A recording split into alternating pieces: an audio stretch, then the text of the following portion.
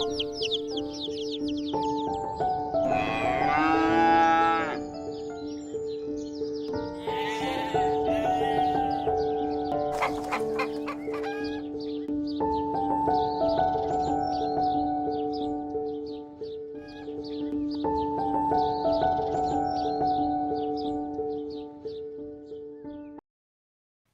புகழும் அகிலங்களையும் படைத்து பரிபாலிக்கும் போஷிப்பூர்வமான ஏக இறைவனுக்கு எல்லா புகழும். குர்ஆன் சிந்தனைக்குரியது, மனிதன் சிந்தனைக்குரியவன். இறைவன் வேதத்தை அகிலங்கள் அனைவருக்கும், அகிலத்தார் அனைவருக்கும் சொல்றான். ஒரு வகுப்பாருக்கும் ஒரு மதத்துக்காரும் கிடையாது. அப்போ குர்ஆன்லேருந்து நம்ம விளக்கம் பெறும்பொழுது அது பொதுவானதாக இருக்கணும், எல்லாரும் ஏற்றுக்கொள்ளதாக இருக்கணும். ஒரு வகுப்பாருக்கு மட்டுமே இருந்துச்சு அப்படின்னு சொன்னால் அது வேதத்துடைய விளக்கம் கிடையாது. குர்ஆன்லேருந்து நம்ம விளக்கம் பெறும்போது அந்த விளக்கம் எப்படி இருக்குன்னு சொன்னால் எல்லா மனிதர்களுக்கும், அகிலத்தார் அனைவருக்கும் அது தெளிவுடையதாக இருக்கணும்.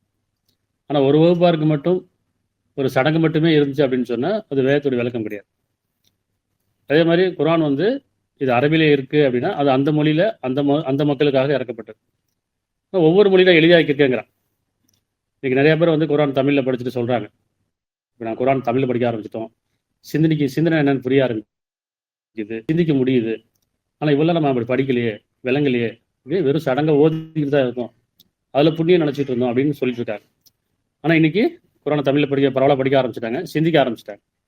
நிறைய பேர் ஃபோன் பண்ணி பேசுகிறாங்க, இன்னைக்கு குர்ஆனை தமிழில் படிக்கும்போது நிறைய உணர்வு பெறுறோம், உள்ளட்சம் பெறுறோம், எங்களுடைய குணங்களில் மாற்றம் இருக்குது, வாழ்க்கையில் மாற்றம் இருக்குது அப்படிங்கிறாங்க. ஸோ இந்த குர்ஆன் அப்படிதான் வாழ்க்கைக்கு வழிகாட்டி. அத்தியாயம் 14:4 மேலும் ஒவ்வொரு தூதரையும், அத்தியாயம் 14:4 மேலும் ஒவ்வொரு தூதரையும் அவருடைய சமூகத்தாருக்கு அவர் விலக்கி கூறுவதற்காக அவருடைய தாய்மொழியிலேயே தவிர நாம் அனுப்பவில்லை. ஒவ்வொரு சமூகத்தாருக்கும் அந்தந்த மொழியில அந்தந்த மக்களுக்கு புரிகிற மாதிரி தான் அனுப்புறேங்கிறான். திருப்படிங்க, ஒவ்வொரு தூதரையும் அவருடைய சமூகத்தாருக்கு அவர் விலக்கி கூறுவதற்காக அவருடைய தாய்மொழியிலேயே தவிர நாம் அனுப்பவில்லை. அல்லாஹ் தான் ஆடியவரை வழிகாட்டி விட்டு விடுகின்றான், தான் ஆடியவருக்கு நேர்வழியும் காண்பிக்கின்றான், அவன் மிகைத்தவன் ஞானமிக்கவனாக இருக்கின்றான். இப்போ ஒவ்வொரு தூதரையும் அவருடைய மொழியிலேன்னு சொல்றான். உதாரணத்துக்கு அத்தியாயம் 19:97 முதல்ல நம்ம குர்ஆனை எப்படி விளங்கிக்கணும்னு பார்க்கணும். ஏன் அரபி மொழியிலே படிக்கணும், ஏன் தமிழில் படிக்கக்கூடாது, அவரோட தாய்மொழியே படிக்கக்கூடாது, சிந்திக்கக்கூடாதுங்கிறத இங்கே தெளிவாக இருன்னு சொல்கிறான். 19:97 எனவே நாம் இதை உம்முடைய மொழியில் எளிதாக்கியதெல்லாம். யார் சொல்கிறான்? நபிக்கு சொல்கிறான். முதல்ல மக்களுக்கு சொல்லிட்டான், ஒவ்வொரு சமூகத்தாரும் அவருடைய தூதரை அவருடைய மொழியை நான் இறக்கணும்னு சொல்கிறேன், வேதத்தை இறக்கியிருக்கணும் விலக்கி சொல்வதற்காக. அதே மாதிரி 19:97 எனவே நாம் இதை உம்முடைய மொழியில் எளிதாக்கியதெல்லாம், இதை கொண்டு நீர் பயபக்தியர்களுக்கு நற்செய்தி கூறவும் முரண்டாக வாதம் செய்யும் மக்களுக்கு இதை கொண்டு அச்சமூட்டி எச்சரிக்கை செய்வதற்கே ஆகும். புரியுதா? அந்த வசனம் என்ன படித்தோம், ஒரு வசனம் இன்னொரு வசனம் உறுதிப்படுத்துற மாதிரி இருக்கும், தெளிவுபடுத்துற மாதிரி இருக்கும். ஒவ்வொரு சமூகத்தாருக்கும் அவருடைய தூதரை அவருடைய மொழியிலே அறிக்கையின இந்த வேதத்தை அறிக்கை அவர்களுக்கு விலக்கி கொடுவதற்காகங்கிறான். இங்கே இறைவன் அந்த நபிக்கு சொல்லும் போது, முகமது நபிக்கு சொல்றான், எனவே நாம் இதை உம்முடைய மொழியில், இந்த குர்ஆனை உம்முடைய மொழியில். அப்போ நபியுடைய மொழி என்ன? அரபி. அந்த மக்களுடைய மொழி அரபி.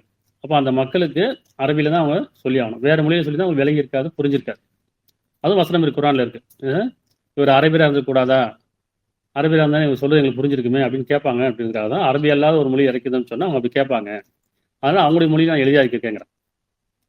அப்போ இறைவன் சொல்றான், இதை உம்முடைய மொழியில், நபிக்கு சொல்றான், உம்முடைய மொழி உம்முடைய அரபி மொழியில் எளிதாக்கியதெல்லாம் இதை கொண்டு நீர் பயபக்தியாளர்களுக்கு நற்செய்தி கூறவும் முரண்டாக வாதம் செய்யும் மக்களுக்கு இதை கொண்டு அச்சமுடைய எச்சரிக்கை செய்வதற்கே ஆகும். அப்போ மொழி புரியுதா? மொழினா என்ன? அவரவருக்கு அவருடைய தாய்மொழி புரிஞ்சா மட்டும் தான் விளங்கும், புரியும், இல்லை விளங்காது. அது ஒரு புண்ணியம் கிடையாது. அதே மாதிரி குர்ஆன் ஒரே தடவை இறங்குச்சா அப்படின்னா இல்லை. இந்த மாதம் ரமலான் மாதம் குர்ஆன் இறங்குச்சுங்கிறாங்க. இது குர்ஆன் இறங்குங்க துவங்கக்கூடிய காலம் இல்லையா? இப்போதான் வகி துவங்கியிருக்கு. ஆனால் அவன் வாழுங்காலம் வரைக்கும் நபிக்கு இறக்கிக்கிட்டே இருந்தான்ல. அப்போ எல்லா காலமும் ரமலான் காலம் தானே. நம்ம என்ன சொல்றோம், இந்த மாதத்தை மட்டும் கணக்கு வச்சுக்கிட்டு ரமலான் மாதம் தான் குர்ஆன் இறங்குச்சு, குர்ஆன் இறங்க முழுமை பெறல, குர்ஆன் இறங்கியிருக்கு, அப்போ தான் துவங்க ஆரம்பிச்சிருக்கு. நபி வாழுங்காலம் எல்லாம் அவங்களுக்கு வகி இறங்கிட்டு தானே இருந்துச்சு. அப்போ எல்லா காலமும் ரமலான் தானே, சிந்திப்போம் இருக்கு. உதாரணத்து பாருங்க, 17:106. இன்னும் மக்களுக்கு நீர் சிறிது சிறிதாக ஓதி காண்பிப்பதற்காக இந்த குர்ஆனை நாம் பகுதி பகுதியாக பிரித்தோம். இன்னும் நாம் அதனை படிப்படியாக இறக்கி வைத்தோம். புரியுதா? படிப்படியாக இறக்குனேங்கிறான், பகுதி பகுதியாக பிரித்தேங்கிறான், சிறுக சிறுக ஓதி காண்பி. அப்ப என்ன சொன்னோம், நபிக்கு எப்போ வகி இறங்க ஆரம்பிச்சோ அதுலேருந்து அவன் வாழுங்காலமெல்லாம் வகி இறங்கிட்டே இருந்துச்சு. அப்போ எல்லா காலமும் ராமநான் தான், எந்த மாதத்துக்கும் தனிப்படுத்தே கிடையாது. எல்லா மாதமும் ராமநான். எப்போ சிந்திப்பவருக்கும் உள்ளச்சம் பெறுவருக்கும் மட்டும். அப்போ இன்னும் மக்களுக்கு நீர் சிறிது சிறிதாக ஓதி காண்பிப்பதற்காக இந்த குர்ஆனை நாம் பகுதி பகுதியாக பிரித்தோம். இன்னும் அதனை நாம் படிப்படியாக இறக்கி வைத்தோம். இப்போ நம்ம என்ன புரியுறோம்? இப்போ இந்த ஒரு மாதம் மட்டும்தான் புனிதமானதா? இந்த ஒரு மாதம் முழுக்க குர்ஆன் இறங்கிடுச்சானா இல்லை, படிப்படியாக இறங்கிட்டே இருந்துச்சு, சிறுக சிறு இறங்கிட்டே இருந்துச்சு, பகுதி பகுதியாக இறங்கிட்டே இருந்தது.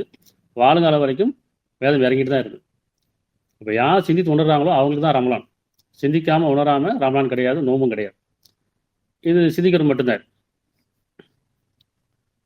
அத்தியாயம் 25:32. பெரிய நம்ம பார்க்கணும். இந்த மாதம் ரமலான் மாதம் குர்ஆன் இறங்குச்சுன்னு சொல்கிறாங்க. அதை கொண்டு தான் இன்னைக்கு இந்த மாதம் புரியுதுன்னு சொல்லிட்டு இருக்காங்க. குர்ஆனை புரியாமல் சிந்திக்காமல் நம்ம மாதத்தை அடைய முடியாது. 25:32. இன்னும் இவருக்கு, இந்த நபிக்கு அவங்க கேட்குறாங்க, அந்த மக்கள் கேட்குறாங்க, இன்னும் இவருக்கு இந்த குர்ஆன் ஏன் ஒரே தடவை முழுமையாக இறக்கப்படவில்லை? அப்போ என்ன புரியுது? முழுமையாக இறங்கலை, இந்த ஒரு மாதத்தில் முழுமையாக இறங்கலை. அப்போ இறைவன் சொல்ற மாதிரி படிப்படியாக இறக்கியிருக்கான், சிறுக சிறுக தான் இறக்கியிருக்கான் இல்லையா? இன்னும் இவருக்கு இந்த குர்ஆன் ஏன் ஒரே தடவையாக முழுமையாக இறக்கப்படவில்லை என்று நிராகரிப்போர் கேட்கிறார்கள். இதை கொண்டு உம் நெஞ்சத்தை உறுதிப்படுத்துவதற்காகவும் இதனை நாம் படிப்படியாக இறக்கினோம். புரியுதா? படிப்படியாக இறக்குங்கிறான். படிப்படியாக எப்போ? வாழுங்காலமெல்லாம் நபிக்கு வகி இறங்கிட்டே இருந்துச்சு. அப்போ வாழுங்காலமெல்லாம் ரமலான் தான், அப்படிதானே? சிந்திக்காரம்லாம் ரமலான் தான், உணர்வு பெற காலம்லாம் ரமலான் தான், உள்ளச்சம் பெறக்கூடிய காலம்லாம் ரமலான் தான். இது தனித்தனியானது.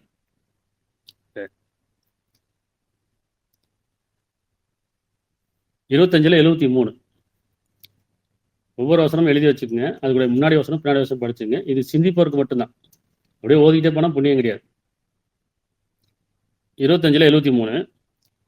இன்னும் அவர்கள் தங்கள் இறைவனுடைய அத்தாட்சிகளை வசனங்களை கொண்டு அறிவுறுத்தப்பட்டால் செவிடர்களையும் குருடர்களையும் போல் அவற்றின் மீது விழமாட்டார்கள். யாரு? பயபக்தியாளர்கள், சிந்திப்பவர்கள். ஒரு விஷயத்த சொன்னா உடனே செவிடர்கள் போய் விழமாட்டாங்க, சிந்தித்து உணர்வாங்க. அப்படின்னா என்ன அப்படின்னு சிந்திக்க ஆரம்பிப்பாங்கன்னு சொல்லுவாங்க. நம்ம திருப்பி பாருங்க, அவர்கள் தங்களுடைய இறைவனுடைய அத்தாட்சிகளை கொண்டு அறிவுறுத்தப்பட்டால், யாரு? பயபக்தியாளர்கள், செவிடர்களையும் குருடர்களையும் போல் அவற்றின் மீது விழமாட்டார்கள், சிந்தித்து உணர்ந்து தெளிவு பெறுவார்கள். இப்போ குர்ஆனை நம்ம படிக்கும்போது சிந்தித்து உணர்வு கேட்கலாம். பல இடங்களில் பார்த்தோம்ல, 2-3 வகுப்புல பார்த்தோம். குர்ஆனை நீங்கள் சிந்திக்க மாட்டீங்களா, ஆராய மாட்டீங்களா, சிந்திப்பவர் உண்டான்னு கேட்குறான். தெளிவு பெறுவர் உண்டா, உங்கள் மீது வீட்டில் பூட்டு போட்டுருக்கான்னு கேட்குறான். இந்த மலையின் மீது குர்ஆனை இறக்கி வச்சோம்னு சொன்னால் அல்லாஹ்வுடைய பயத்தால் நடுங்கி பிளந்து போயிருன்னு சொல்கிறான். உங்கள் இதே நடுங்கவில்லையான்னு கேட்குறான். அப்போ நம்ம எந்த அளவுக்கு இந்த குர்ஆனை சிந்திக்கிறோம்னு பார்க்கணும். சரியா? அப்போ நம்ம இது வரைக்கும் என்ன செய்யணும், இந்த ரமலான் மாதம் தொடர்ந்து நோம்பை பற்றி பார்த்துட்டே இருக்கோம். இன்னும் தொடர் நோம்பு பார்க்கல. இப்படி தொடர்ந்து இந்த 2-3 வகுப்புல நோம்பை பற்றி பார்த்துட்டு இருக்கோம். தொடர் நோம்பு பார்க்கல இந்த மாதம் இல்லையா? அப்போ நீங்கள் தொடர் நோம்பு என்ன இன்ஷா அல்லாஹ் 21 இன்னைக்கு தொடர் நோம்பை பற்றி பார்ப்போம். தொடர்ச்சியான நோம்பு. ரமலான் நோம்பு தொடர் நோம்புனா தொடர் நோம்புன்னு சொல்லல, குறிப்பிட்ட நாட்கள் தான் போட்டிருக்கு. திருப்பி அதை படிப்போம் ஃபர்ஸ்ட்லேருந்து. அத்தியாயம் 2:183. இன்னைக்கு என்ன செய்யறோம்? தொடர் நோம்புனா என்ன, பரிகார நோம்புனா என்ன இல்லையா, அதையும் பார்த்துரும். 2:183. நம்பிக்கொண்டவரே உங்களுக்கு முன் இருந்தவர் மீது நோம்பு கடமையாக்கப்பட்டிருந்தது போல் உங்கள் மீது கடமையாக்கப்பட்டுள்ளது. நீங்கள் தூய்மையுடன் ஆகலாம். அப்போ நோம்பு எதுக்கு? தூய்மையடைவதற்காக. உடலும் உள்ளமும் தூய்மையடைவதற்காக இல்லையா? உள்ளம் தூய்மையடையில நான் வெறும் நோம்பு வைக்கிறேன்னா அது பட்டினி. அப்படி பட்டினியாக இருக்கிறது வேற, நோம்பு இருக்கிறது வேற. பசித்திருப்பது என்பது பட்டினியாக இருந்ததுன்னு சொன்னால் அது வறுமை, அல்லது உணராமல் நோம்பு வச்சோன்னா அது பெருமை. உணர்ந்து பசித்திருக்குது, உணவும் இருக்குது, பசியும் இருக்குது, நான் இறைவனுக்காக பக்தியோடு இருக்கேன் அப்படின்னு சொன்னால் அது நோன்பு இல்லையா? அந்த நோம்பை நம்ம புரிஞ்சுக்கணும். அப்போ நீங்கள் பயபக்தி ஆடுவதற்காகவும் தூய்மை அடைவதற்காக தான் நோன்பு. அது கீழே குறிப்பிட்ட நாட்களின்னு சொல்கிறான். குறிப்பிட்ட மாதம் சொல்லலை, குறிப்பிட்ட நாட்களில் எவரேனும் நோயாளியாகவோ அல்லது பயணத்தில் இருந்தால் பின்னொரு நாட்களில் நோன்பு நோக்க வேண்டும். எனினும் நோன்பு நோற்பதை கடினமாக காண்பவர்கள் அதுக்கு பரிகாரமாக ஒரு ஏழைக்கு உணவளிக்க வேண்டும். எனினும் எவர் தாமாகவே அதிகமாக கொடுக்கிறாரோ அது அவருக்கு இன்னும் நல்லது. ஆயினும் நீங்கள் நோன்பு நோப்பது உங்கள் நன்மையாகும், நீங்கள் அறிவீர்களானார். இதெல்லாம் ஏற்கனவே வசனம் பார்த்துட்டோம். திருப்பி ஒரு வாட்டி நினைவூட்டுருக்காங்க. 2185.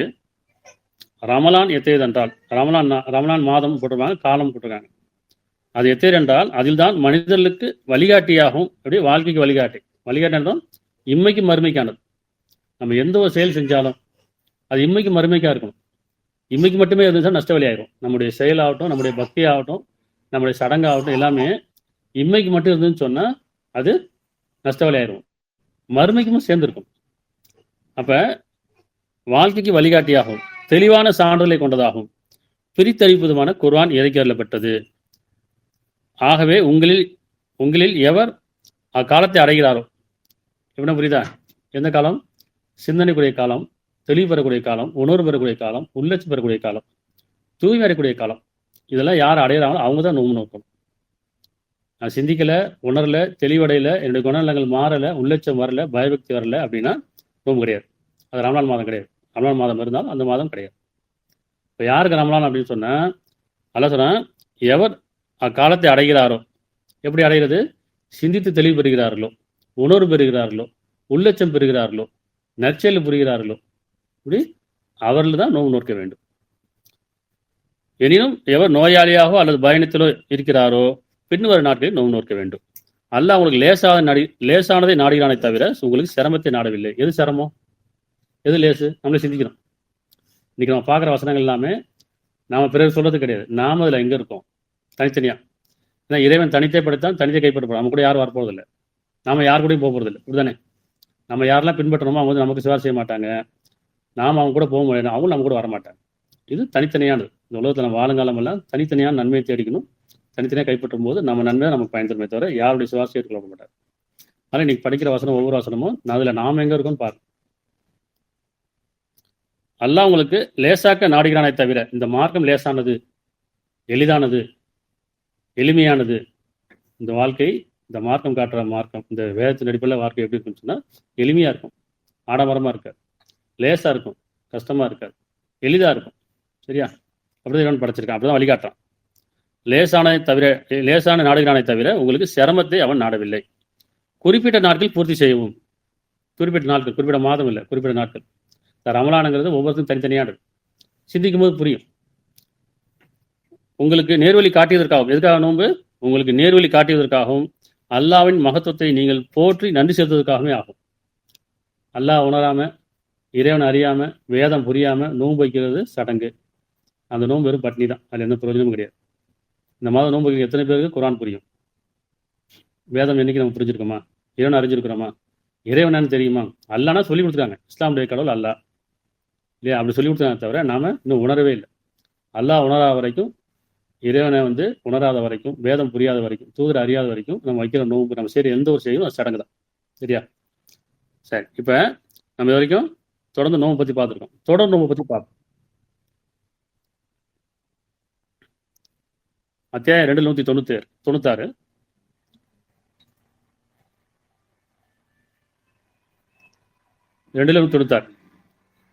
ஹஜ்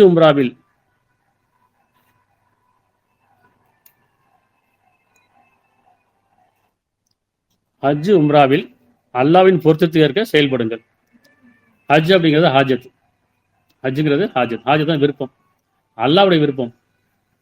அவன் படைக்கும் போது அவன் விருப்பத்தை கொண்டு தான் படைக்கிறான். அவன் வீணுக்கு விளையாட்டுக்கு படைக்கலைங்கிற இவன் சொல்றான், அவன் வீணுக்கு விளையாட்டுக்கு படைக்கல.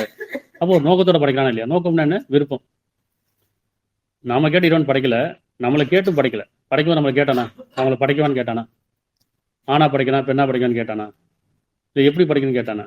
என்ன படைக்கணும்னு கேட்டான்? கேட்கல. நாம அவன்கிட்ட கேட்டோமா? என்னை படைச்சு கொடுத்து கேட்டோமா? நம்ம தான் ஒண்ணும் இல்லாம இருந்தோம்ல. அப்ப இறைவன் நம்மள்ட்ட கேட்கல, நாமும் இறைவன்கிட்ட கேட்கல. படைப்பு நோக்கம் யாருது? இறைவனுடையது. விருப்பம் நம்முடையது. அப்ப இறைவனுடைய விருப்பம் என்ன? அதை நம்ம உணரணும். எந்த நோக்கத்தில் இறைவனை படைத்தானோ அந்த நோக்கத்தை நிறைவேற்றுறது தான் ஹாஜத். இறைவனுடைய விருப்பத்தை தன்னுடைய விருப்பமாக யார் ஆக்கிக் கொள்கிறார்களோ அவர்கள் ஹஜ்ஜை மேற்கொள்கிறார்கள் இல்லையா? அப்ப ஹஜ் உம்ரான் என்ன? அந்த ஹஜ்ஜை அடைவதற்காக, இறைவனுடைய அந்த விருப்பத்தை நிறைவேற்றத்துக்காக நம்முடைய வாழ்வில் நாம் ஒழுக்கம் பேணுவது, உணர்வு பேணுவது, உள்ளட்சம் பேணுவது, பயபக்தியை பேணுவது, இது உம்ரா இல்லையா? எதை நம்ம அடைய நினைக்கிறோமோ அதுக்கான செயல்பாடுகள் இது உம்ராவா. அப்ப ஹஜ் உம்ராவில் அல்லாஹ்வின் பொருத்தத்துக்கு செயல்படுங்கள். அல்லாஹ்வின் பொருத்தத்துக்கு ஏற்ப செயல்படுங்க. நீங்கள் சோதனைக்கு உள்ளாக்கப்படுவீர்களாயின், இந்த மாதிரி நேரங்களில் சோதனை என்ன? பலகீனம் அல்லது நிர்பந்தம் சில சூழ்நிலையில் சோதனைக்குள்ளாக்கப்படுவர்களாகும் இயன்றவரை நினைவில் நிலைத்திருங்கள். இயன்றவரை உங்களால் எவ்வளவு முடியுமோ அவ்வளவு உண்மையின் மீதும் நன்மையின் மீதும் நிலைத்திருங்கள். பயபக்தி மீது நிலைத்திருங்கள். சரியா? இயன்றவரை நேர்வில் நிலைத்திருங்கள். அவை பயன் தரும் வரை உங்கள் உறுதியை கலந்து விடாதீர்கள். ஆயினும் உங்களில் எவரேனும் பலகீனமோ அல்லது உறுதி இலக்கு நேரிட்டால், குடும்ப சூழ்நிலையோ அல்லது பொருளாதார சூழ்நிலையோ அல்லது சமுதாயத்திலேயோ உங்களுக்கு ஒரு பலகீனம் வந்துருச்சு, ஒரு நிர்பந்தம் ஆயிடுச்சு அப்படின்னா, அப்படி நீங்கள் தவறும் பொழுது அப்படி நேரிட்டால் அதற்கு பரிகாரமாக நோம்பிருத்தல் அல்லது தர்மம் கொடுத்தல். இப்படி ஒரு பலகீனம் ஆயிடுச்சு, நான் நம்பிக்கை இழந்துட்டேன் அல்லது கொஞ்சம் இணைய வச்சுட்டேன் அல்லது நிர்பந்தமாக இறைவனுக்கு செய்யக்கூட பொருத்தமில்லாத ஒரு காரியம் செஞ்சுட்டேன் அப்படின்னு சொன்னால், இப்போ அதை உணர்ந்து அதுக்காக பரிகாரமாக என்ன செய்றேன்? நோம்பிருத்தல். இப்படி நோம்பிருத்தல் அல்லது தர்மம் செய்தல், உங்கள் பொருட்களில் இருந்து தியாகம் செய்தல் வேண்டும். பின்னர் மனம் அமைதி அடைந்த போது உம்ரா முதல் அஜ்ஜு வரை அதன் அளவில் முயற்சிங்க. திருப்பி என்ன செய்யுங்க? உள்ளத்தை விட்டுற வேண்டாம், உங்கள் விருப்பத்தை கலைஞ்சிட வேண்டாம்.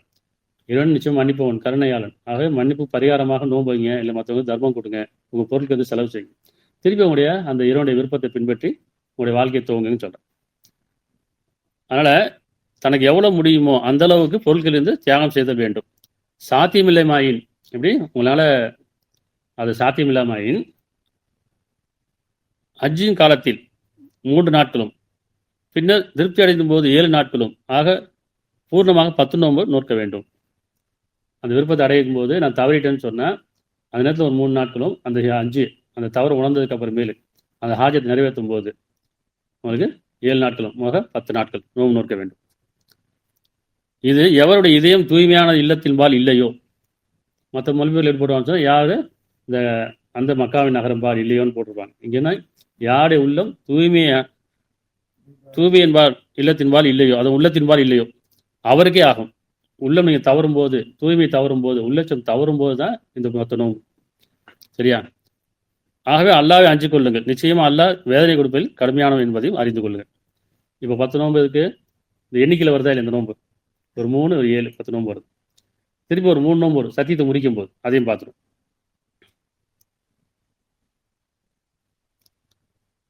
அஞ்சில் 89. இதில் நாம் எங்கே இருக்கோம் பார்க்கணும். இது வந்து நம்ம கடைபிடிக்கிறதுக்காக தான், பிறகு சொல்கிறதுக்காக கிடையாது. சரியா? அஞ்சில் 89. உங்களுடைய சத்தியங்களில் வீணானதுக்காக அல்லாஹ் உங்களை குற்றம் பிடிக்க மாட்டான். சத்தியம் என்ன? வாக்கு. நீங்கள் சும்மா பேசிக்கிறதுனாலேயோ உங்களை குற்றம் பிடிக்க மாட்டான். ஆனால் உறுதிப்படுத்தக்கூடிய வாக்கு, சத்தியம் செய்யக்கூடிய வாக்கு இல்லையா? உங்கள் சத்தியங்களில் வீணானவற்றதுக்காக அல்லாஹ் உங்களை குற்றம் பிடிக்க மாட்டான். எனினும் உறுதிப்படுத்தி செய்யும் சத்தியத்துக்காக உங்களை குற்றம் பிடிப்பான். எப்படி? இறைவன் மேலே சத்தியம் செஞ்சு சொல்றது, ஒரு காரியத்தை ஒரு செய்கிறத நான் சத்தியம் செஞ்சுட்டேன், அதை நம்ம நெருக்கமான சத்தியம் செஞ்சுட்டேன், ஏதோ ஒரு சத்தியம் செஞ்சுட்டேன் அப்படின்னு சொன்னால் இப்போ அதை முடிக்கக்கூடாது. அப்போ இறைவன் குற்றம் பிடிப்பான். அதுக்கு பரிகாரமாவது உங்கள் குடும்பத்தினருக்கு நீங்கள் கொடுக்கும் ஆகாரத்தில் நடுத்தரமானதை கொண்டு 10 ஏழைக்கு உணவளிக்க வேண்டும். நீங்கள் சத்தியத்தை முடிச்சிட்டீங்கன்னு சொன்னேன். எப்படி? நான் சொல்லவே இல்லை, அல்லது என்னால் இப்போ முடியாது. ஒன்று சொல்லவே இல்லைன்னு சொல்றது, சத்தியத்தை முடிக்கிறது. இல்லை நான் சொன்னேன் இப்போ என்னால் முடியாது. அப்படி முடிக்கும் போது உங்களுடைய குடும்பத்தாருக்கு நீங்கள் கொடுக்கக்கூடிய உணவு நடுத்தரமானது இருந்து 10 ஏழைக்கு உணவளிக்க வேண்டும். அவர்களுக்கு ஆடை அளிக்க வேண்டும், அல்லது ஒரு இறை அடியாருக்கு விடுதலை அளிக்க வேண்டும். ஒன்று 10 ஏழைக்கு உணவு கொடுக்கணும், ஆடை கொடுக்கணும். அப்படி உங்கள் வசதி இல்லைன்னு சொன்னால் ஒரு அடிமையாச்சும் நீ விடுவிக்கணும். ஆனால் ஒருவர் இதை பெற்றிடாவிட்டால், இப்படி ஏழைக்கு உணவு கொடுக்க முடியல, ஆடை கொடுக்க முடியல, ஒரு அடிமை விடுவிக்க முடியல அப்படின்னு சொன்னால், அப்படி பெற்றிடாவிட்டால் 3 நாட்கள் நோன்பு நோக்க வேண்டும். பரிகாரமாக 3 நாட்கள். இது எண்ணிக்கையில் வந்துருச்சுல, 3 நாட்கள் நோன்பு நோக்க வேண்டும். நீங்கள் சத்தியத்தை முறிக்கும் பொழுது இதுவே உங்களுடைய சத்தியத்துக்கு பரிகாரமாகும். உங்கள் சத்தியங்களை பேணி பார்த்துக் கொள்ளுங்கள். இப்போ இதில் என்ன செய்யறா, செஞ்சவங்க இல்லை, நம்மளும் செய்யாமல் இருக்கிறதுக்கு சத்தியத்தை பேணி கொள்ளுங்கிறான். யாருக்கு நீங்கள் வாக்குறுதி கொடுக்காதீங்க.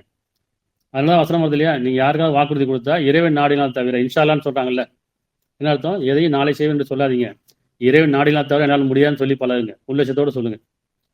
நான் செய்கிறேன்ப்பா, நான் தரேன்ப்பா, நான் கொடுக்குறேன்ப்பா, நான் வரேன்ப்பான்னு சொல்லாதீங்க. இறைவன் நாடினால் தவிர. அதுதான் இன்ஷாலான்னு சொல்கிற வார்த்தை. எத்தனை பேர் புரியும் இன்ஷாலானா? பெருசு அடங்கா சொல்லிடுவோம், இன்ஷாலா வரேன்ப்பா, வார்த்தைக்கு வார்த்தை இன்ஷாலா சொல்கிறோம்.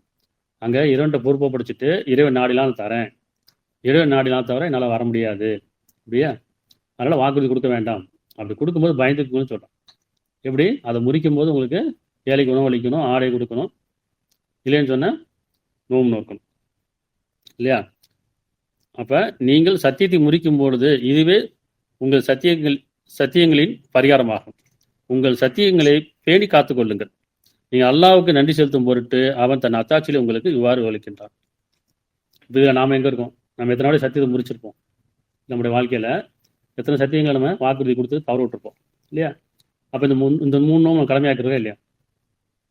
இப்போ இதை உணர்ந்துட்டோம்னா இந்த 3 நோம்பு நம்ம கடமையாக்கிடுச்சு. அதே மாதிரி விருப்பங்கள் இறைவனுடைய விருப்பத்தை நிறைவேற்றணும், அவன் எந்த நோக்கத்தில் படைத்தான் அந்த நோக்கத்தில் நம்ம வாழணும் அப்படின்னு சொல்லி முயற்சிக்கும் போது நம்ம பலனடையும் போது அதுக்கு பரிகாரமாக 7 நாட்கள் 10 நோம்பு வைக்கும். அடுத்து இன்னொரு நோம்பு 4:92 அத்தியாயம் 4:92. இத்தனை நோம்பு இருக்கு, இதை பற்றிலாம் யாரும் சொல்லியிருக்க மாட்டாங்க. பெரும்பாலும் தெரியும், ஆலிம்களுக்கு தெரியும், இமாம்களுக்கு தெரியும், அது அவங்களுக்கே தெரியும். இதை மக்கள்கிட்ட சொல்லணும்ல. வெறும் ரமலான் நோம்பு பற்றி சொல்லிட்டு இருக்கோம். இன்னும் எத்தனை நோம்பு இருக்கு பாருங்க. 4:92. தவறுதலாக அன்றி ஒரு நம்பிக்கொண்டோர் பிறகு நம்பிக்கொண்டோரை கொலை செய்து விடுவது ஆகமானதல்ல. ஒரு நம்பிக்கொண்டோர் பிறகு நம்பிக்கொண்டோரை கொலை செய்வது ஆகமானதல்ல இல்லையா? ஒரு மனிதன் ஒரு மனிதரை கொலை செய்யக்கூடாது. அப்படி தவறுதலாக கொலை செஞ்சிட்டோம்னா, உங்களை எவரேனும் ஒரு நம்பிக்கொண்டோரை தவறுதலாக கொலை செய்து விட்டால், தவறுதலாக ஒரு நிர்பந்தம் செய்யணுன்ற மனம் இல்லாமல் ஒரு நிர்பந்தமோ ஒரு சூழலையோ நீங்கள் செஞ்சிட்டீங்கன்னு சொன்னா, ஒரு கோபத்திலையோ ஆத்திரத்திலையோ மனம் தவறும் போது செஞ்சிட்டீங்கன்னு சொன்னா, அதுக்கு பரிகாரமாக இறையடியார் ஒருவரின் துன்பத்தை போக்க வேண்டும். ஒரு மனிதனுடைய உள்ளச்சமுடைய ஒரு துன்பத்தை போக்க வேண்டும். இன்னும் அவருடைய குடும்பத்தாருக்கு நஷ்டீடு கொடுக்க வேண்டும். அவருடைய குடும்பத்தாருக்கு நஷ்டீடு கொடுக்க வேண்டும். அவருடைய குடும்பத்தார் அதை தர்மமாக விட்டுவிட்டால் தவிர, இந்த வசனம் நல்லா கவனிக்கணும், யார் கொலை செய்யப்பட்டார்களோ அந்த குடும்பத்தார்கள் தர்மமாக விட்டார். இப்போ நம்ம பார்க்குறோம் இல்லையா, அரபு நாடுகளில் இந்த மாதிரி வழக்கு நிறையா பார்த்துருப்போம். அதாவது 2 பேர் ஹாஸ்டலில் படிக்கிறாங்க, காலேஜில் படிக்கும்போது ஹாஸ்டலில் இருக்கிறாங்க. 2 பசங்கிட்ட சண்டை வந்துருச்சு. சண்டை வரும்போது அவன் தடுமாறி கொஞ்சம் புத்தி தடுமாறி கோவத்தில் ஒரு பையன் இன்னொரு பையனை கொண்டுட்டான், கொலை பண்ணிட்டான். அப்போ அந்த அரபு நாடு சட்டம் பிரகாரம் தூக்கு தண்டனை விதிக்கப்பட்டாச்சு. விதிக்கப்படும் போது இந்த தூக்கு தண்டனை விதிக்கும் போது அந்த கயிறு கட்டி கழுத்தில் கட்டிட்டு அந்த சேரை நிற்க வச்சிருப்பாங்க ஸ்டூலில். அப்படி நிற்க வைக்கும்போது அந்த ஸ்டூலை தட்டி விட யார் தட்டி விடணும்னு சொன்னால் அந்த குடும்பத்தார், அதாவது அந்த பையனுடைய அந்த தாப்பனாரை கூப்பிட்டு சொல்கிறாங்க, நீங்கள் நிறைவேற்றுங்கிற இந்த தூக்கு தண்ணி நீங்கள் நிறைவேற்றுங்க. தண்டனை நாங்கள் அறிவிச்சாச்சு, நிறைவேற்றுறது யாருன்னா அவங்களுடைய இந்த பையனுடைய அந்த தாப்பனார். அப்போ அவர் கூப்பிட்டு என்ன சொல்கிறாங்க, நீங்கள் அதை நிறைவேற்றுங்க, தட்டி விடுங்க, ஸ்டூலை தட்டி விடுங்க. உடனே அவர் என்ன செய்கிறாருன்னா அழுகிறார், இறைவன்ட்ட பாம்பு கேட்குறாரு, சொல்கிறாரு அந்த மக்கள்கிட்ட, அந்த அரசிட்ட சொல்லாரு, வேணாம் தூக்கு தண்டனை கொடுக்க வேண்டாம், அவரை மன்னிச்சிருங்க, அவர் தெரியாமல் செஞ்சுட்டாரு இப்படி. ஏன்னா அவரும் இவருடைய பையன் மாதிரி அந்த வயசு தானே. அப்போ இறக்கப்பட்டு என்ன செய்யறாருன்னா அவர் மன்னிச்சிட்டார், இவரும் மன்னிச்சிட்டாரு, இறைவன் மன்னிப்பான்னு சொல்றாரு. அதனால் நீங்கள் மன்னிச்சிருங்க, நாங்கள் தூக்கு தண்டனை கொடுக்க வேணாம்னு சொல்றாரு. அதே போல அந்த அரசாங்கம் என்ன செய்றாங்க, அதை நிறுத்திடுறாங்க. அப்போ கீழே இறக்கி அவர் கூப்பிட்டு வந்து அவர் கட்டி பிடிச்சி அணைக்கிறாரு, சொல்றாரு, இனிமேல் தவறு செய்ய மாட்டேன், நான் உணர்ந்துட்டேன் அப்படின்னு. அப்போ அந்த ஆத்திரத்தில் அந்த கோபத்தை செஞ்ச தவறுக்காக அவர் மன்னிக்கிறார். அப்போ இறைவன் மன்னிப்பாங்கிறத இவர் உணர்ந்துட்டாரு, இறைவனை பின்பற்றி இவரும் மன்னிக்கிறாரு இல்லையா? அப்படின்னு அர்த்தம் அவன் குடும்பத்தார் தர்மமாக விட்டு அந்த வசனத்துக்கு அங்கே எவ்வளோ விஷயம். இந்த மாதிரி நிறைய சம்பவம் நடந்திருக்கு அரபு நாடுகள். அப்போ யாரை குர்ஆனை சிந்திக்கிறாங்க உணர்றாங்களோ அப்போ இறைவனை பின்பற்றும் போது இறைவன் மன்னிப்பவன் கருணையாளன் அந்த பண்பை பின்பற்றி என்ன செய்கிறாங்க, அவங்க மன்னிக்கிறாங்க. இந்த சம்பவம் நீங்கள் போய் பார்த்தா தெரியும் நெட்டில். இந்த மாதிரி அவருடைய குடும்பத்தார் அதை தர்மமாக விட்டுவிட்டால் தவிர, விட்டுவிட்டா பிரச்சனை இல்லை. இல்லைன்னு சொன்னால் கொல்லப்பட்டவன் உங்களுடைய பகை இனத்தை சேர்ந்தவனாக பகை இனத்தை சார்ந்து நம்பிக்கையாளராக இருந்தால் இறையடியார் ஒருவரின் துன்பத்தை போக்குதல் போதுமானது. அவன் உங்களுடன் சமாதானம் செய்து கொண்ட ஒரு வகுப்பாரை சேர்ந்தவனாக இருந்தால் அவன் சொந்தக்காரனுக்கு நஷ்டம், அதாவது குடும்பத்தாருக்கு, இந்த உறவுக்காரங்களுக்கு நஷ்டீடு கொடுப்பதுடன் இறையடியார் ஒருவரின் துன்பத்தை போக்க வேண்டும். இவ்வாறு செய்வதற்கு சாத்தியமில்லாத இருந்தால், இப்பதான் அடுத்த நோன்பு வருது, யார் இது மாதிரி செய்ய முடியலையோ, சாத்தியமில்லாதவராக இருந்தால் அல்லாஹ்விடம் மன்னிப்பு பெறுவதற்காக தொடர்ந்து 2 மாதங்கள் நோன்பு நோக்க. தொடர்ந்து இங்கே தான் வரும், தொடர்ந்து 2 மாதங்கள் நோன்பு நோக்க வேண்டும். அல்லாஹ் நன்கு அறிந்தவனாகவும் பூர்ண ஞானமுடையவனாக இருக்கின்றான். இப்போ நம்ம யாரும் கொலை செய்யலை இதுதானே பெரும்பாலும். ஆனால் குழப்பம் கொலை விட கொடூரமான இருன்னு சொல்கிறான் அந்த வசனம் இருக்குல்ல, குழப்பம் கொலை விட கொடூரமானது. வாழ்க்கையில் எத்தனை குழப்பம் பண்ணியிருப்போம், இன்னைக்கு நடந்தானே இருக்கு. இறைவனை பற்றியான குழப்பம், வேதத்தை பற்றியான குழப்பம், தூதரை பற்றியான குழப்பம், இன்னும் வாழ்க்கையில் எத்தனையோ குழப்பங்கள் செஞ்சுட்டு தான் இருக்கமா இல்லையா? அப்போ நான் என்ன கொலை செஞ்சேன், நான் ஏன் 2 மாதம் நோன்பு வைக்கணும்? அப்படி இல்லை, வாழ்க்கையில் நம்ம செய்யாத குழப்பமே கிடையாது இல்லையா? ஆன்மீகத்தின் பேராலும் இந்த வாழ்க்கையிலையும் நிறைய குழப்பம், அது இறைவனை பற்றியான நிறைய குழப்பம். நம்ம அறியாத புரியாதெல்லாம் மற்றவங்க சொல்லுவோம். வேதத்தில் தெரியாதெல்லாம் மற்றவங்க சொல்லுவோம். தூதரை பற்றி நிறைய கட்டுக்கதை சொல்லிட்டு இருப்போம். அப்போ இதெல்லாம் வந்து யார் மார்க்கத்தின் பேராலும் இறைவன் பேராலும் வேதத்தின் பேராலும் குழப்பம் செய்யாமல் இல்லை. அப்படி யார் தன்னைத்தானே உணர்றாங்களா, ஆமாம் நான் அறியாமல் புரியாமல் நான் கேள்விப்பட்டதான் சொல்லிட்டேன், என்ன இது ஒரு பெரிய குழப்பத்தை உண்டாக்கிட்டேன் அப்படின்னு சொன்னாங்களோ, அந்த உணரும்போது அந்த உணர்றவர்கள் 2 மாதம் வாழ்க்கையில் ஒரு முறையாவது தொடர்ந்து 2 மாதம் நோன்பு வைக்கணும். இங்கே எங்கே அப்படி போடலையே அப்படின்னா, இங்கே என்ன செய்கிறான், தவறுதலாக கொலை செய்து விட்டால் நோம்புன்னு சொல்கிறான். ஆனால் குழப்பம் கொலையை விட கொடூரமானு சொல்கிறானா இல்லையா? அப்போ நம்ம குழப்பம் செய்யாமல் இல்லை, கொலை தான் செய்யலை, ஆனால் குழப்பம் செஞ்சுருக்கேன், பல பேரை கொண்டிருக்கோம்ல. அதனால் இறைவனை பற்றியும் சரி, இறைவனை பற்றியும் தூதரை பற்றியும் வேதத்தை பற்றியும் பேசும்போது சிந்தித்து உணரணும், உள்ளச்சம் கொள்ளணும், நிறைய குழப்பம் செய்யக்கூடாது. அப்படி குழப்பம் செய்யும் போது இறைவன் என்ன சொல்கிறேன், அதுக்கு பரிகாரமாக 2 மாதம் தொடர்ந்து நோன்பு வைக்கும். சரியா? சரி, அடுத்து அங்கே எண்ணிக்கை சொல்லிட்டான். 3 நோன்பு 7 நோன்பு 10 நோன்பு சொல்லிட்டான். இங்கே 2 மாதம் தொடர் நோன்பு சொல்லிட்டான். அடுத்து 5-95 நம்பிக்கொண்டவர்களே, நீங்கள் மன தூய்மைக்காக கொண்டிருக்கும் நிலையில், இக்ராம் அணிந்த நிலையில் போட்டிருப்பாங்க மற்ற மொழிபெயர்ப்பில். அதாவது இக்ராம் என்ன, நீங்கள் ஹஜ்ஜை தன்மை கடமையாக்கி கொண்டு சொன்னால் இக்ராம் அணியணும், உம்ரா போகணும் அப்படின்னு அர்த்தம். இந்த உம்ரான்ற பாருங்க, ஒரே இடத்துக்கு தான் இந்த மாதம் ஒரு குறிப்பிட்ட மாதம் போனால் அது ஹஜ்ஜுன்னு சொல்கிறாங்க. மற்ற மாதங்களில் அதே சடங்கு அதே இடத்துக்கு போனால் அது பேர் உம்ராங்கிற. சிந்திக்கணுமா இல்லையா? ஒரே இடத்துக்கு தான் போகிறாங்க, அங்கே அதே ஒரே சடங்கு தான், அதே சடங்கு அதே செயல். ஆனால் குறிப்பிட்ட மாதம் போனால் அதுக்கு பேர் ஹஜ்ஜு, மற்ற மாதங்களில் போனால் அது உம்ரான்னு சொல்கிறாங்க. இது நம்மளே சிந்திச்சுக்கணும், சரியா தப்பான்னு. இப்போ அப்படி போகும்போது என்ன செய்வாங்க, இக்ராம் அணிகிறது அந்த ஆடை அணிவாங்கல்ல. ஏன்னா நான் இப்போ தூய்மையாகிறேன், தூய்மைக்காக நான் 2 பாவம் அனுப்பிட்டு இதை நிறைவேற்ற போகிறேன்னு சொல்லி ஒரு ஆடையும் போடுவோம். அது ஒரு அடையாளம். ஆனால் இறைவன் சொன்னால் உள்ளச்சம் தான், பயபக்தி தான் அல்லாவுடைய அடையாளம் சொல்கிறோம். அந்த பயபக்தின்ற அடையாளம் தான் இக்ராம். பாருங்க, நம்பிக்கொண்டவர்களே, நீங்கள் மன தூய்மைக்காக மேற்கொண்டிருக்கும் நிலையில் வேட்டையாடாதீர்கள். வேட்டையாடான்னு அர்த்தம் அடுத்தவங்கள அபகரிக்கக்கூடாது, இதுதானே? இவனதான் சொல்கிறான். அப்போ உங்களை யாராவது ஒருவர் வேண்டுமென்றே அவ்விதம் கொன்றால், வேட்டையாடி கொன்றால், கால்நடைகளிலிருந்து அவர் கொன்றதுக்கு சமமாக ஒன்றை ஈடாக கொடுக்க வேண்டும். உதாரணம், அந்த காலத்தில் வேட்டையாடி இருக்காங்க இல்லையா? அப்போ தன்னுடைய கால்நடைகளில் வேறொருத்தருடைய கால்நடையை வேட்டையாடிட்டாங்க. அப்போ என்ன சொன்னால் அதுக்கு ஈடாகனே அர்த்தம். இப்போ அந்த உதாரணத்துக்கு ஏதோ ஒரு கால்நடையை வேட்டையாட்டாங்கன்னு வச்சுங்க, அது கருவுட்டுன்னு வச்சுங்க, அது 2 குட்டி போடலாம் 3 குட்டி போடலாம், இது உங்களுக்கு தெரியாதுல்ல. அப்போ அதுக்கு சமமானு சொல்கிறான். அது என்ன வயசுன்னு உங்களுக்கு தெரியாது, அதோடைய அடுத்து என்ன பலன் இருக்குன்னு தெரியாது. ஆனால் அது நம்மள்டே விட்டுட்டான். இறைவன் சொன்னால் அது உங்கள்கிட்டே விட்டுறேன், அதுக்கு சமமாக ஈடாக கொடுக்க வேண்டும். அதற்கு உங்களில் நீதிமுடைய இருவர் தீர்ப்பளிக்க வேண்டும். நீதமுடைய இருவர் யார் பக்கம் சாயக்கூடாது. இறைவனுக்கு பயந்து நீதமுடைய இருவர் அந்த பக்கம் இந்த பக்கம் ஒருத்தர் தீர்ப்பளிக்க வேண்டும். இதுவே உங்கள் பாதங்களை உறுதிப்படுத்தும் பாதையாகும். அல்லது பரிகாரமாக ஏழைக்கு உணவளிக்க வேண்டும், அல்லது தனது வினையின் பலனை அணிவதற்காக அதற்கு சமமாக நோன்பு நோக்க வேண்டும். இங்கே எண்ணிக்கையே சொல்லலை. அப்போ எப்படி எண்ணிக்கை, எப்படி எத்தனை நோன்பு வைக்கிறது? இதெல்லாம் முடியலன்னு சொன்னால் சமமாக நோன்பு வைக்கணும்னு சொல்கிறேன். இதுக்கு எப்படி எண்ணிக்கைக்கு வரும்? நம்ம எந்த கணக்கில் நோன்பு வைக்கணும்? அப்போ என்ன சொன்னால், உங்கள் மன அமைதியோட வரைக்கும், அவர்கள் மன்னிக்கிற வரைக்கும், அல்லது அவங்க மன அமைதியோட வரைக்கும், இல்லை உங்கள் மன அமைதி அடைய வரைக்கும் நோன்பு நோக்கணும். இப்போ இதில் எண்ணிக்கை வரல, சமமாகட்டான். அது உங்கள் மனதுக்கிட்ட விட்டுட்டாச்சு. உங்கள் மனசு அமைதி அடைகிற வரைக்கும், அது சரின்னு படுற வரைக்கும் நோன்பு நோக்கணும். சரியா? முன்னால் நடந்ததை அல்லாஹ் மன்னித்து விட்டான்.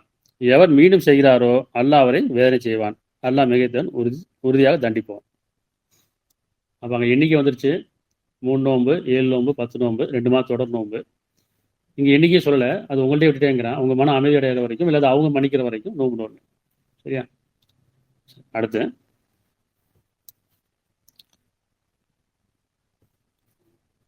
58 2 58 2 3 4 இது எல்லாமே நம்ம வாழ்க்கையில் நம்ம செஞ்சுருப்போம். ஆனால் தெரியல, வேதம் தெரியாதனால நம்ம நினைச்சிடும், தவற விட்டுட்டோம். இப்போ ஒவ்வொருத்தரும் இந்த நோன்புகள்லாம் வைக்க வேண்டிய கடமை இதில் இருக்கு. 58 2 உங்களில் சிலர் தம் மனைவியரை தாய் என கூறி விடுகின்றனர், அதனால் அவர்கள் அவருடைய தாய்மார்கள் ஆகிவிடுவதில்லை. அவருடைய மனைவியை அவருடைய பெற்ற தாய்க்கு ஒப்பிட்டு எங்கள் அம்மா மாதிரி அப்படின்னு சொல்கிறாங்கல்ல. இன்னைக்கு அது ஒரு ஃபேஷன் ஆகி போச்சு, மனைவியை தாய்க்கு ஒப்பிடுறது. இப்போ என்ன சொல்கிறான்னா, உங்களில் சிலர் தம் மனைவியரை தாய் என கூறி விடுகின்றனர், அதனால் அவர்கள் அவருடைய தாய்மார்கள் ஆகிவிடுவதில்லை. இவர்களை பெற்றெடுத்தவர்கள் தான் இவருடைய தாய்மார்கள் ஆவார்கள். இவருடைய பெற்றெடுத்தவர் தான் இவருடைய தாய்கள் ஆவார்கள். எனினும் நிச்சயமாக இவர்கள் சொல்லில் வெறுக்கத்தக்கட்டுமே பொய்யானதுமே கூறுகிறார்கள். சொல்லில் வெறுக்கத்தக்கவன புரியுதா?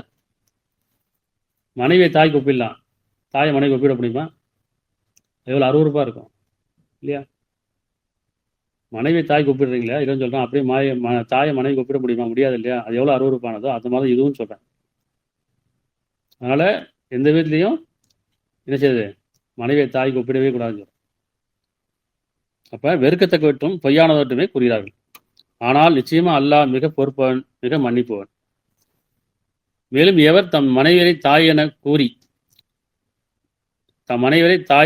கூறிய பின் தாம் கூறியதை விட்டு திரும்பினால் அவர் அவ்விருவரும் ஒருவரை தீண்டுவதற்கு முன், அதாவது திருந்திட்டீங்க, நான் சொன்ன தப்பு தான் ஒத்துக்கிட்டீங்கன்னு சொன்னேன், அதுக்கு இரண்ட பாவனை பின்ன அவ்விருவரும் ஒருவர் தீண்டுவதற்கு முன்னர் ஒரு அடிமையை விடுவிக்க வேண்டும், ஒரு துன்பத்தை போக்க வேண்டும். அதை கொண்டே நீங்கள் உபதேசிக்கப்படுகிறீர்கள்.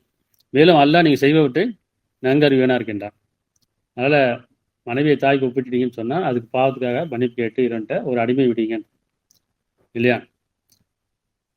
ஆனால் எவர் சக்தி பெறவில்லையோ, ஒரு அடிமை விடுவிக்கிறது சக்தி பெறவில்லையோ, அவர் அவ்விருவரும் ஒருவர் நெருங்குவதற்கு முன் 2 மாதங்கள் நோம்பு தொடர்ச்சியாக நோம்பு நிற்க வேண்டும். இங்கே தொடர்ச்சியாக நோம்பு இருக்கும்.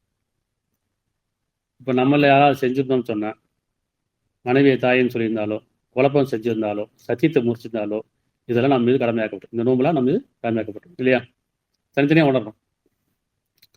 அதனால் எவர் சக்தி பெறவில்லையோ அவ்விருவரும் ஒருவர் நெருங்குவதற்கு, அந்த கணவன் மனைவி ஒருவருக்கு நெருங்குவதற்கு முன் 2 மாதங்கள் தொடர்ச்சியாக நோம்பு நோக்க வேண்டும். எவர் இதற்கு சக்தி பெறவில்லையோ அவர் 60 ஏழைக்கு உணவளிக்க வேண்டும். ஒன்று 60 நாள் நோன்பு வைக்கணும், ஏன்னா 60 ஏழைக்கு உணவளிக்கணும். சரியா? அவர் 60 ஏழைகளுக்கு உணவளித்தல் வேண்டும். நீங்கள் அல்லாவின் மீதும் அவன் தூதர் மீதும் நம்பிக்கொள்வதற்காக, மேலும் இவை அல்லாஹ் விதித்த வரம்பலாகும். அன்றையும் நிராகரிப்பவர்களுக்கு நோய் செய்ய வேண்டும். யார் இதை நிராகரிச்சிட்டீங்களோ அவர் நோய் வேறு உண்டுங்க. இதெல்லாம் வரம்பு. இப்படி நன்றி செலுத்துக்காக நோன்பு, உள்ளச்சம் பெற வேண்டிய நோன்பு, சத்தியத்தை முடிச்சதுக்காக நோன்பு, குழப்பம் செய்ததற்காக அல்லது கொலை செய்ததற்காக நோன்பு, மனைவியை தாய்க்கு ஒப்பிட்டால் அதுக்கு நோன்பு, உங்கள் விருப்பம் நிறைவேறதுக்கு நோன்பு, விருப்பம் தடப்பட்டு அதுக்கு நோன்பு. இத்தனை நோன்பு இருக்கு இல்லையா? ஆனால் நம்ம என்ன செய்கிறோம், பெரும்பாலும் ரமலான் மாதம் 30 நோன்பு மட்டும் செய்யணும். ரமலான் 30 இன்னைக்கு சொல்லலை. ரமலான்னு குறிப்பிட்ட நாட்கள் தான் சொல்லுது, ரமலான் குறிப்பிட்ட மாதம் சொல்ல. ஏன் அப்படின்னா ரமலான்றது உணரணும். ஒவ்வொருத்தரும் தனித்தனியாக வேதத்தை உணரும் போது அது ரமலான், அவங்களுக்கு ரமலான். எல்லாத்துக்கும் ஒட்டுமொத்தமாக கிடையாது. குர்ஆனை உணர்றோம், சிந்திக்கிறோம், உள்ளச்சம் பெறுறோம், என்னுடைய குணம் மாறுது, பயபக்தி அதிகமாகுதுன்னா இதுக்கு தண்டி செலுத்துறதுக்காக, நேர்வழி காட்டியதுக்காக தான் நோன்பு. எத்தனை பேருக்கு குர்ஆன் புரியும், சிந்திச்சிருக்கோம், உள்ளச்சம் பெற்றிருக்கோம்? தெரியாது இல்லையா? குர்ஆனில் பல இடங்களில் நீங்கள் சிந்திக்க வேண்டாமா, ஆராய வேண்டாமா, இதயத்தில் பூட்டு போட்டுக்கான்னு கேட்குறேன். சிந்திக்க மாட்டீங்களான்னு கேட்குறேன். சிந்தித்து உணர்வாத மீது வேதனை ஏற்படுத்துறேங்கிறான். அப்போ அந்த வேதம் உள்ளச்சத்துக்குரியது, நினைவுட்டு நல்ல விஷயம். இப்போ நம்ம பார்த்து இத்தனை நோன்பு இருக்கு, இதில் நம்ம மீது எதெல்லாம் கடமையாக்கப்பட்டு நாமளே சிந்திச்சுக்கணும் தனித்தனியாக.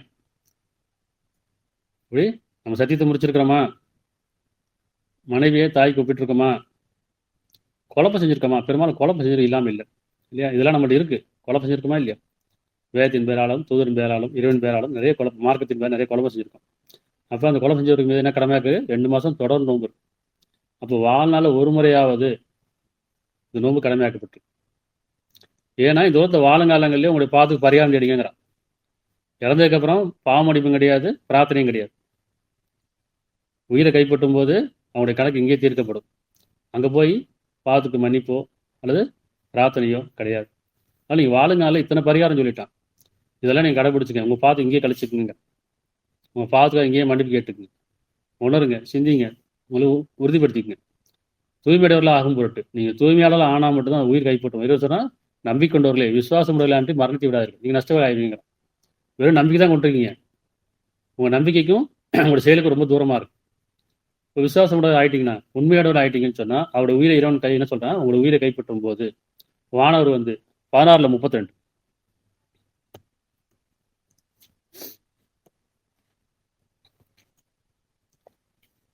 யார் இந்த வேதத்தை கடைபிடித்து தன்னை தூய்மைப்படுத்திக்கிட்டாங்களோ, உள்ளச்சம் கொண்டவர்களாக இறைவனுடைய அந்த விருப்பத்தை நிறைவேற்றாங்களோ அவர்கள் தூய்மையுடையவர்கள் சொன்னால், தூயவர்களாக இருக்கும் நிலையில் வானவர்கள் எவட உயிர்களை கைப்பற்றுகிறார்களோ 16:32 உள்ள தூய்மையவர்களாக இணைப்பிலிருந்து விலகி, பாவத்திலிருந்து விலகி, தன்னை திருத்திக்கிட்டு வருத்திக்கிட்டு, தன்னுடைய பாவத்துக்காக வருத்தம் தெரிவிச்சுக்கிட்டு யார் தூயவர்களாக இருக்கும் நிலையில் வானவர்கள் எவருடைய உயிரை கைப்பற்றுகிறார்களோ அவர்களிடம் சலாமுன் அலைக்கும், உங்கள் மீது சாந்தி உண்டாவதாக, நீங்கள் செய்து கொண்டிருந்த செயலுக்காக சோனபதியில் நுழையுங்கள் என்று சொல்லப்படுவார்.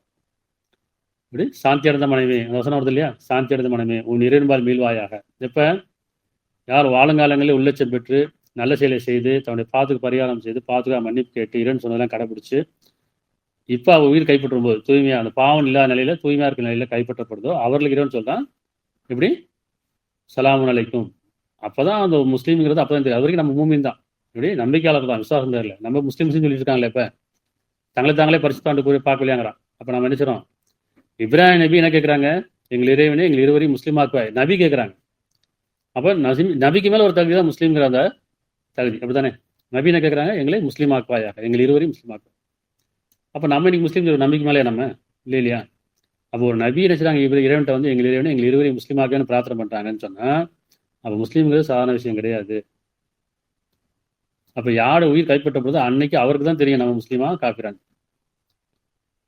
இல்லையா?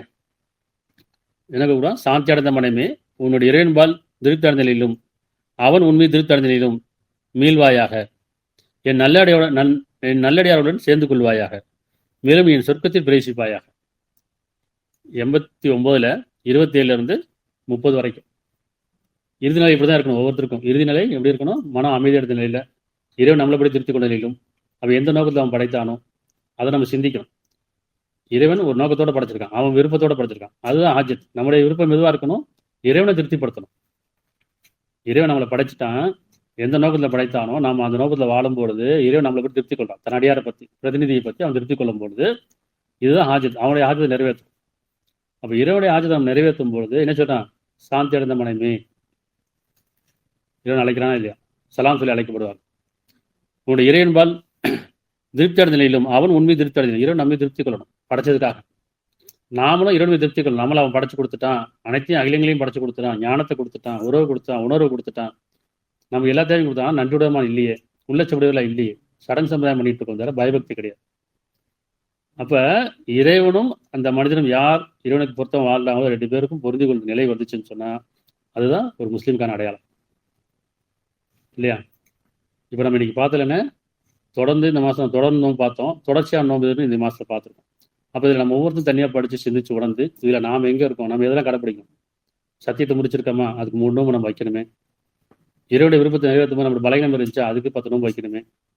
இல்லை நம்ம குழம்பு செஞ்சிருக்கோமா அதுக்கு 2 மாதம் தொடர்ச்சி நோம்பு வைக்கணுமே. மனைவி தாய்க்கு ஒப்பிட்டு பேசியிருக்கிறோமா அதுக்கு 2 மாதம் தொடர்ந்து நோம்பு வைக்கணுமே. அப்படிங்கிறத நாம தான் நம்ம இந்த நோம்பை நம்ம கடமையாக்கி கொள்ளும். அப்ப இது சடங்கு கிடையாது, இது உங்களுக்கு விதிக்கப்பட்டிருக்காங்க. யார் நிராகரிக்கா அவங்க வேதனை இருக்குங்க. இது பயபக்தி மீது கடமையாக்கப்பட்டு அப்போ வாழ்நாளில் ஒரு முறையாவது இந்த 2 மாதம் தொடர்ந்து நோம்பு அப்படிங்கிறதா என்ன பார்க்குறோம். ரமலான்றது தொடர் நோம்பு வரலாங்க, குறிப்பிட்ட நாட்கள் ஒவ்வொருக்கும் தனித்தனியாக ரமலான். சிந்திக்கும் போது, உணரும் போது, உள்ளச்சம் பெறும்போது நன்றி செலுத்துவதற்காக நோம்பு. மற்ற நோம்பெல்லாம் பரிகாரம் நோம்பு. அதனால் எங்கள் இறைவனே நீ எங்கள் மீது எதை விதியாக்கினாயோ, இந்த வேதத்தில் எங்களை தெளிவுபடுத்தினாயோ அதை நாங்கள் செய்யும் போது எங்களுக்கு நீ உதவி செய்வாயாக. எங்கள் இறைவனே வேதத்தை தெளிவுபடுத்துவாயாக, அதுக்கு சாட்சியாளர்லாம் எங்களை ஆக்கி வைப்பாயாக. நீ பொருந்துகள் வேதத்தை நன்மை செய்வர்களாக எங்களை ஆக்கி வைப்பாயாக. எங்கள் மீதும் குடும்பத்தார் மீதும் நம்பிக்கொண்ட ஆண்கள் மீதும் பெண்கள் மீதும் நீ பொறுப்பேற்றுக் கொள்வாயாக. இன்னைக்கு நம்ம என்ன பார்த்துருக்கோம்? 2 பொறுப்பை பிடிச்சிருக்கோம். இன்னைக்கு நோம்பு யாருமே கடமையாக பார்த்துருக்கோம். இல்லை நாம இருக்கும். இன்னொரு விஷயம், நோம்பு தூய்மை அடைவதற்காக சொல்லும் போது நம்முடைய உள்ளம் தூய்மை அடையும். வெறும் சாப்பிடாம இருந்தால் பத்தாது. ஒவ்வொரு நாளும் ஒரு நோன்பு வைக்கணும். எப்படி? கோபம் இருக்கு, பெருமை இருக்கு, அவசரம் இருக்கு, குழப்பம் இருக்கு, சந்தேகம் இருக்கு, இல்லை வக்ரம் இருக்கு, குணக்கேடு இருக்குன்னா அந்த ஒவ்வொரு குணத்துக்கும் நீங்கிறதுக்காக காலந்து சாப்பிட்ற எல்லாம் செய்யணும். ஆனால் இன்னைக்கு காலந்து ராத்திரி வரைக்கும் நான் போய் சொல்லக்கூடாது, நீ காலந்து ராத்திரி வரைக்கும் கோவப்படக்கூடாது, நீ காலந்து ராத்திரி வரைக்கும் புறம் பேசக்கூடாது, நீ காலிலேருந்து சாயங்காலம் வரைக்கும் பார்வை தவறக்கூடாது. என்ன இப்படி நம்ம ஒவ்வொரு நாளும் ஒரு நோன்பு வைக்கலாம்ல, தொடர்ந்து வைக்கலாம் உள்ள தூய்மையடைவதற்காக. அப்போ இதுவும் மறைவான நோன்பு தான். அப்போ நான் நினைச்சிடும் நோம்புனா என்ன? தூய்மையடைவதற்காக. அதில் உள்ளம் தூய்மையடைகிறது தான். ஏன்னா படைப்பின் நோக்கமே உங்களில் செயலில் அழகானவர் யார் என்று சோதற்காக தான் படைச்சேங்க. அப்போ செயலில் அழகானவர் நாம் இருக்குன்னு செய்யணும், நோன்பு வைக்கணும். ஒவ்வொரு நாளும் நோன்பு வைக்கணும். தொழுகை விட்டுறக்கூடாது, நோன்பை விட்டுறக்கூடாது, ஜக்காத்தை விட்டுறக்கூடாது. உள்ளச்சமும் நல்ல செயலும் தான் இறைவன் சொல்றது. உள்ளச்சம் நல்ல செயல். தொழில் நிலநாட்டுகள் ஜக்காத்தை கொடுத்து வாருங்கள். உள்ளச்சம்னா என்ன? தொழில் நிலநாட்டக்கூடியது. ஜக்காத்துனா என்ன? நல்ல செயல் செய்யறது. அப்போ உள்ளச்சமும் நல்ல செயல் இல்லாமல் நம்ம இறைவனை அடைய முடியாது. உள்ள தூய்மை அடையாமல் இறைவன் அடைய முடியாது இல்லையா? அப்போ ஈமான்ல உறுதியாக இருக்கும். எப்படி? அவனை தவிர இறைவன் இல்லை, அவனை தவிர உதவி செய்வதும் இல்லை, பாதுகாப்பும் இல்லை.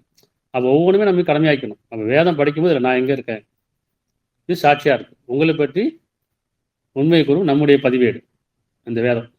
அது நினைவு நல்ல விஷயமா இருக்குது. ஒவ்வொருத்தரும் வேதத்துக்கு சாட்சியாக வாழணும். அதுக்கு இறைவன் நமக்கு உதவி செய்யணும். எல்லா புகழும் அகில இறைவன் அல்லாஹ்வுக்கு.